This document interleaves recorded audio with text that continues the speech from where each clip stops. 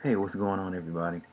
It's your man AirjordanXIV, and I'm back with a quick, with a new video. Let me just say it like that. Recently, I had the honor of being on local radio here, 107.1 W, excuse me, WRFN, the Sportsaholic radio show. Asked me to come on and do a short sneaker segment, just kind of talking about kicks a little bit. And first time never did anything like that on that particular show. And again, I want to thank Carlos and the whole crew from 107.1 for reaching out and making this possible. I really enjoyed it. So looking forward to going on there some more, and just trying to do something positive to promote our culture and see it in a more positive light, and try to educate some more people as well. So what you'll be seeing, well, you won't be seeing, you'll be hearing. You'll be hearing the audio, the little interview that I did from the show. So this is only my second time being on the radio. I was on in another setting, so I was a little kind of nervous. So don't be too hard on me, sneaker fan, if I happen to have misspoken or something to that effect. So trust me, I'll get better, more comfortable in upcoming segments. So just stay tuned, and I'll go ahead and start the audio. Rephrased it. Brandon, tell me exactly what's the name of your site, man. What? Sorry about that. Can you hear me? I think I might have muted myself. Can you hear me? Yeah, we're good. Okay. The website, it's still under construction, but it's SneakerShopTalk.com. And basically, what we'll be doing there is various performance reviews on various brands of sneakers. Because what I found is, as the price of sneakers kind of is going upward and people's income is kind of staying the same, you kind of want to know what you're buying before you get it. So before you spend $160 or $170 on some Kobe's or some LeBrons or some Jordans, and you really plan on getting busy on the court, we're going to be a resource to where you can go to kind of find out, is it really worth it? So that's what we'll be doing there. We kind of have some sports news, some forums where you can kind of talk about experiences with various shoes. So it's really going to be a great source and an avenue for not only people to get information on shoes, but then talk it up with other like-minded individuals. Sounds like a great site you got going there. And like I said, man, this is 107.1 WRFN Sportsaholic radio show. Got a second guest on, Brandon King. He's going to come on and just tell us about some things that he's got going with the sneaker shop. And, just a lot of different ways to look at it with shoes nowadays. You got a lot of people going out here, man. And like you said, you're doing it from a perspective on performance base of the shoe itself. A lot of people are going out here just buying these shoes from the way that they look. And the name.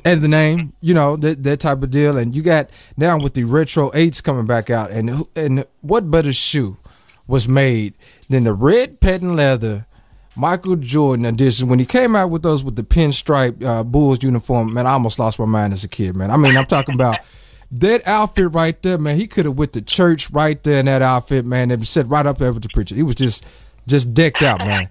One of my favorite shoes of all time, man. So speaking of performance and things of that nature, man, what kind of review or what are you seeing before all these people go out here and drop their bread on those shoes, man? What's your thoughts on that, Brandon?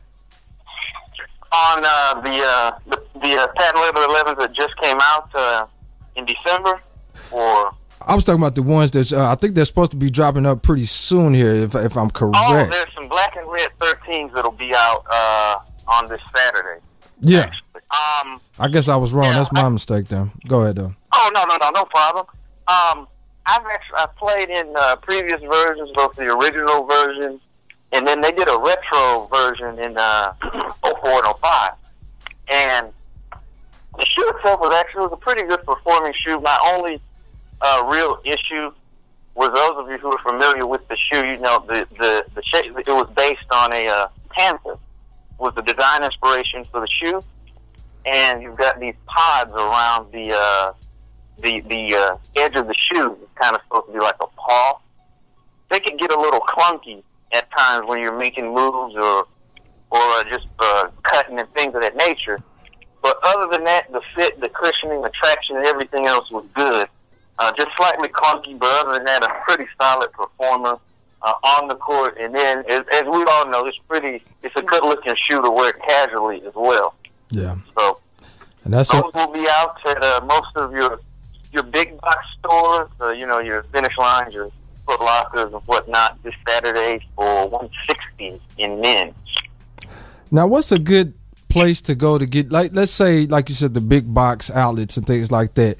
If people was looking online, your true sneakerheads, the ones that I know that are really into sneakers, they don't go to those type of stores, man. They go online, they get those shoes, and they pre-order them a month or two before they come out, and they let all the crazy people go fight in line for the shoes, So what's one of those sites, or what's a place that people can rely on to go to if they want to, beat the crowd per se? Oh, there's so many of these places. They're popping up, and we did an episode of Sneaker Shop Talk where we kind of talked about that. When you go to some of these early release websites, places like, for instance, BMV Inc. or Kick Soul or Kick Crazy, or some of these places, you can get them early. Sometimes there's been a lot of people who have done so and not had any problems. Some people, because sometimes when you're getting these shoes 4, 5, 6 months early, you're not getting fake shoes per se. With some of these sites, I'm not speaking of all of them. Just trying to, give some heads up. But sometimes you're getting either first calibration runs, where when they first decide to do a run of a shoe, they do a run to see how, the stitching and all that's going to be placed by the machine. Or you might be getting what's known as unauthorized shoes. They have authentic materials and all of that, but they're just not authorized for sale by Nike. So you kind of have to be careful. Sometimes when you do that, I know a lot of places now are doing like tickets, and there's Twitter, RSVPs and whatnot. Yeah, I see that all the time, man. Every time you look up, someone's on my Facebook telling me to sign up for this. They got the latest Jordan. People don't be fooled. If you see something for Jordans and it's $69, let's think here. I don't think that's real, right? Think logic, people. Think logic. I mean, yeah, you can't get that type of high-end product like that, brand new for that type of money. So, yeah, if you're going to do the early release thing, I definitely would kind of caution. I don't want to say buyer beware in a total sense, but definitely do your research and make sure that the place is reputable. A place like a Marquee Soul is a place where a lot of people get shoes early. That was another one that comes to mind. So you can do it because, like I said, it is getting crazy now with the lines and just some of the other stuff that goes along with it. So like I said, a lot of people do that. You got to find a way to get away from that stuff, man. I understand. Now, I got a question from my co-host for you here. Hey, brother, how you doing, man? Hey, how's it going, sir? Doing good, man. I'm a brother that got big feet. I wear 14 and 15. So, are there any things that can help a brother like me get my shoes on discount? 'Cause a lot of times it's hard for me to find shoes. I have to buy on Overstock.com and Zappos.com. I'm not really a big Jordan fan. I just kind of buy what I can because my feet so big. So I can't really be brand happy. So what's some suggestions for people like me that has big feet to get their Jordan and get their shoes, Nike shoes for a nice rate and they won't kill us? We all are downairs. You know what? It can be rough for the Team Bigfooters out there. I know with a lot of some shoes, the run doesn't even sometimes go up to a 14 or 15. Sometimes you have to kind of go off. You got to go off the beaten path. Sometimes check your Adidas stores, your Nike outlets, and things of that nature. Because a lot of times they'll have some pretty decent stuff in bigger sizes. But also, I would say, even though I don't necessarily say to a mom and pop store, but maybe since we're in this area, a place like a Sports Seasons or a kind of a smaller chain store and kind of talk with the folks there and kind of get to know them. And because I know some Team Bigfooters and the stores like that, they look out for them. They call them, hey, we got the Hyperpoppers in the 14. You want them. Yeah. So, check places like that. Also, even like in East Bay Online, they typically have a lot of stuff in your bigger sizes because the heart of the run is usually 9.5 to like 11 or 12. So they'll usually have a lot of extreme sizes on both sides of the spectrum. Now, speaking of current athlete shoes, which one would you say is your favorite one out of the best current, between the LeBrons, the KDs, the Kobe's, football shoes, wherever you want to take it? What are the currently, in your opinion, the best shoes based off of performance and off of looks? Because, a lot of this stuff is all about the looks, man. People are out big on cosmetics when it comes down to shoes, but that may not be the case for the best shoes out there for you on the court. So what would you say, what's the best between that balance of, good-looking shoe and also good performance? You know what? I've kind of drifted to the point where aesthetically it's kind of secondary. But if it's something I'm just gonna wear, then of course you do want you want it to look good. Yeah. Between those, that's a tough one. Because I kind of like all three.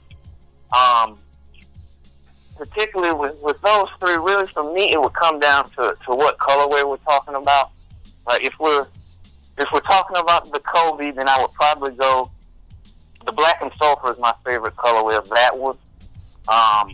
The LeBron 10, I like the wind chill, and then the Durant, really the black and the team orange color, one that's kind of the away. Yeah, I like those too. Colorway.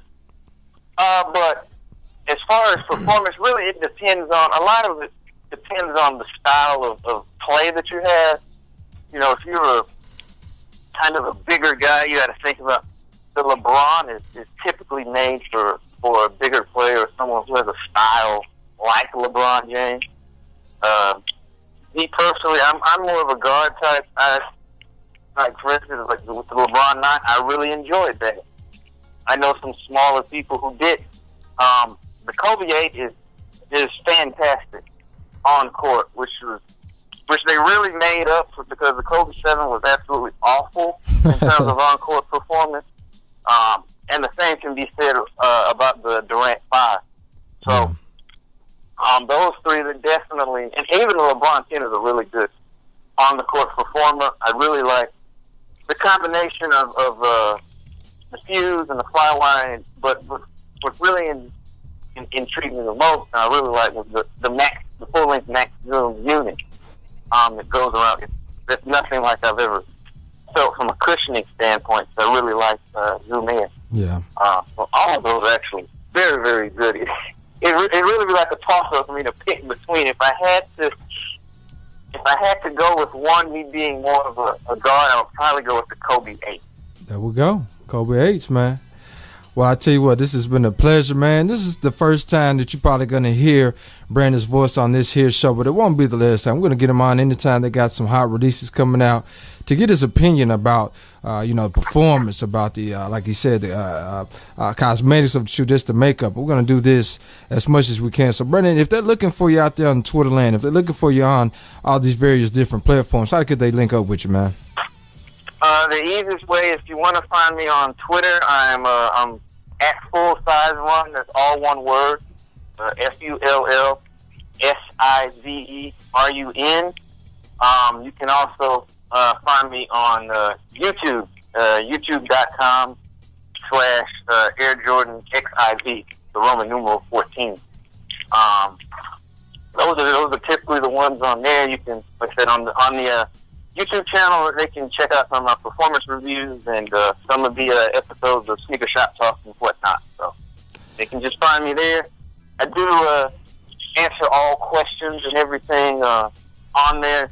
As soon as I see them, if it takes me a little while, and sometimes I get a little backlogged, but I do try to answer every question and everything that comes in. So there you have it, folks. I'm a hard person to find. Y'all check him out. Y'all follow him on Twitter. He just gave the name out. Also on YouTube. You won't be disappointed, especially on the YouTube. I looked at the YouTube channel. I said, let me give this guy a call, man, because he looks like he knows what he's doing with these shoes. He's been doing it for a long time. So we appreciate you coming through on this one, Brent. Like I said, this is the first, hopefully, of many times, man. Take it easy now. No doubt. Thanks for having me. Y'all take it easy, folks. Be good, brother. My man Brandon King, like I said, he's, you know, sometimes you got to change it up, man. You want to get these shoes in. Everybody just want to get the shoes because it's Jordan and it's Nike, but know what you're getting, folks. You know, just don't go out and buy some shoes. They look good, then you go on the court and twist your ankle as soon as you get on the court. Think about those Adidas, man. I tell you what, speaking of, we got a couple of minutes before the 6 o'clock hour. A lot of people was making a big deal about those Adidas because last year you had so many injuries with people that was wearing Adidas in the NBA. You had Trace McGrady go down. You had the big one and Derrick Rose went down. Chauncey Billups was wearing Adidas last year. All those guys was wearing